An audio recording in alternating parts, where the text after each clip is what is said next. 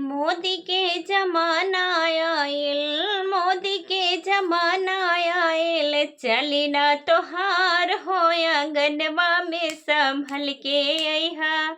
भैया के सार हो आंगनवा में संभल के अइहा। भैया के सार हो आंगनवा में संभल के अइहा। कूलर ले अइहा साले, एसी ले अइहा। कूलर ले अइहा साले, एसी ले अइहा। सोने के सिकड़िया हमरा भैया के पिन्हइहा। सोने के सिकड़िया हमरे भैया के पहिनइहा। बर्तन ले अइहा नया, बर्तन ले अइहा नया, चली ना पुरान हो आंगनवा में संभल के अइहा। भैया के सार हो आंगनवा में संभल के अइहा। भैया के सार हो आंगनवा में संभल के अइहा। मोदी के जमाना आयल, मोदी के जमाना आयल, चली ना तोहार हो आंगनवा में संभल के अइहा। आंगनवा में संभल के अइहा।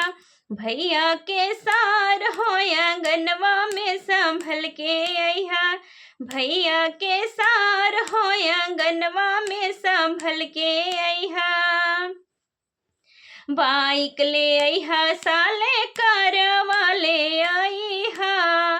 बाइक ले अइहा साले, कारवा ले अइहा। बाइक ले अइहा साले, कारवा ले अइहा।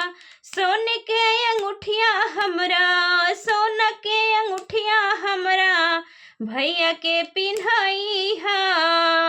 सूटवा ले अइहा नया, सूटवा ले अइहा नया, चली ना पुरान हो आंगनवा में संभल के अइहा।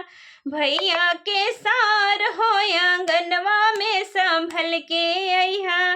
भैया के सार हो आंगनवा में संभल के अइहा।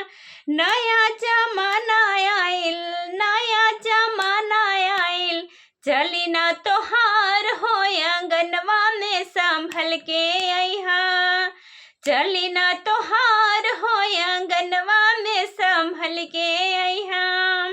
नया जमाना आयल, नया जमाना आयल, चली ना तोहार हो आंगनवा में संभल के अइहा।